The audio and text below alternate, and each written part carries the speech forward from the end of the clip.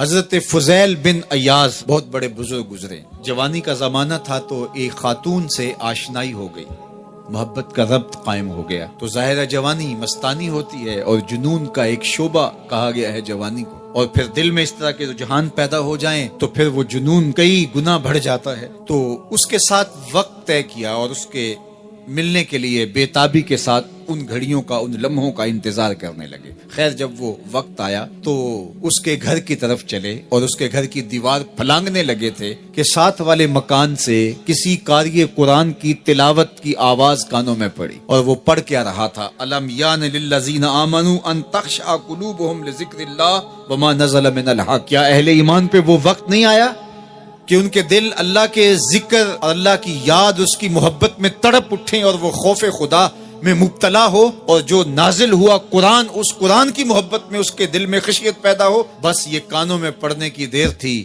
کہ دوبارہ گلی میں چھلانگ لگائی اور کہا میرے اوپر وہ وقت آ گیا ہے، اور جنگلوں کو روتے ہوئے نکلے. اور حضرت فضیل بن ایاز پھر ولیوں کے امام قرار پائے.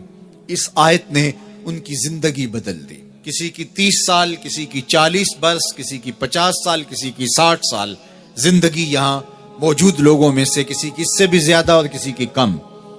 اس آیت کریمہ کو ذرا اپنے اوپر وارد کریں تو اللہ ہمیں نصیب کر دے کہ ہمارے دل تیرے خوف سے کانپ اٹھے اور تیری خشیت سے ہمارے دل لرز اٹھیں، اور قرآن کے ساتھ ہمارا ربط مضبوط اور مستحکم ہو جائے، اور ہم یہ اقرار کرتے ہوئے تیرے حضور حاضر ہو جائیں، مالک وہ وقت آ گیا ہے کہ ہمارے دل تیری یاد سے، تیری محبت سے، تیرے پیار سے مالا مال ہو گئے، اور اپنی باقی زندگی ہم تیرے پیار میں، تیری محبت میں اور تیری یاد میں بسر کریں گے.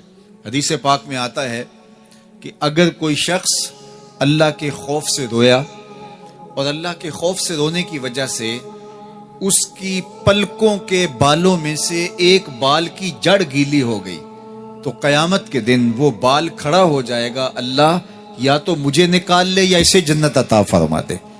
تو اللہ جل شانہ اس بال کو تو آنکھ سے نہیں نوچے گا، بلکہ اس شخص کو اللہ جنت عطا فرما دے گا. اللہ اکبر. گناہگار کی آنکھ کا پانی اللہ کے غصے کی آگ کو ٹھنڈا کر دیتا ہے. اس لیے ہمیں رونے کا کہا گیا، فَلْيَضْحَكُوا قَلِيلًا وَلْيَبْكُوا كَثِيرًا. اللہ اکبر. ارشاد فرمایا کہ تھوڑا ہنسا کرو، زیادہ رویا کرو. صحابہ کو ہنستے ہوئے دیکھا تو آقا کریم علیہ السلام نے فرمایا کہ تمہارے تک اللہ کی امان نہیں پہنچی اور تم ہنس رہے ہو. عرض کی حضور اس کا کفارہ؟ تو فرمایا اس کا کفارہ یہ ہے کہ جتنا ہنسے ہو اتنا ہی تمہیں رونا پڑے گا. میں اور آپ ذرا اپنی زندگی پر غور و تدبر کریں. ہماری زندگی میں ہنسنا زیادہ ہے یا رونا زیادہ ہے؟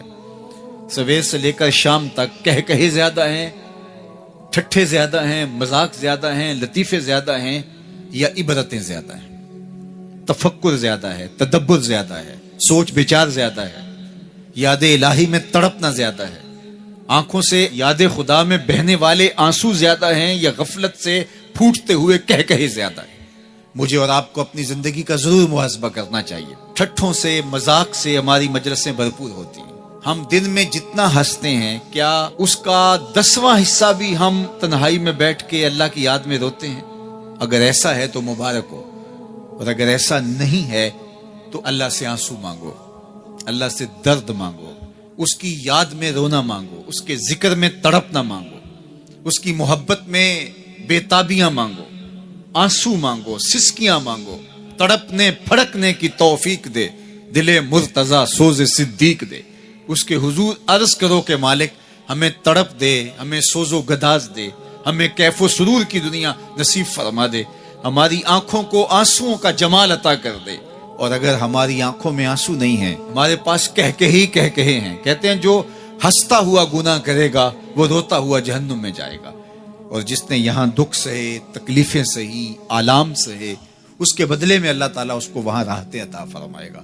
فرمایا کہ مومن کے پاؤں میں کانٹا بھی چبھے تو اللہ جل شانہ اس کا صلہ بھی اس کو قیامت کے دن عطا فرمائے گا. تو یہ جو تفکرات ہیں، یہ جو دکھ آتے ہیں، یہ جو تکلیفیں آتی ہیں، مصائب آتے ہیں، مشکلات آتی ہیں، اذیتیں ہمیں پہنچتی ہیں، تو اس پر صبر کرنا چاہیے اور اللہ کا شکر ادا کرنا چاہیے کہ ہم ان مصائب سے گزر رہے ہیں، ان مشکلوں سے گزر رہے ہیں. اور اگر کسی شخص کی زندگی میں دکھ ہے ہی نہیں، سکھ ہی سکھ ہیں، تو پھر وہ سمجھے کہ وہ فتنے میں مبتلا ہے. اس لیے زندگی کے اندر یہ آنے والی تکلیفیں، زندگی میں ملنے والے دکھ، اذیتیں، یہ اللہ تعالیٰ کی طرف سے ہمارے اوپر ایک انعام ہے، اور اللہ تعالیٰ جل شانہ اس کے بدلے میں ہمیں آخرت میں صلہ عطا فرمانے والا ہے۔ تو فرمایا رجل ذکر اللہ خالیا ففاضت عیناہ، وہ شخص جس نے تنہائی میں بیٹھ کے اللہ کا ذکر کیا، اللہ کو یاد کیا، اور پھر کیا ہوا؟ فرمایا اس کی آنکھوں سے آنسو ٹپکنے لگے۔ تو میرے اور آپ کے آقا و مولا نے فرمایا قیامت کے دن جب کوئی سایہ نہیں ہوگا، یاد الہی میں رونے والے کو اللہ اپنے عرش کا ٹھنڈا سایہ عطا فرما دے گا۔ تو یہ رونا بہت بڑی دولت ہے، یہ بہت بڑی سعادت ہے۔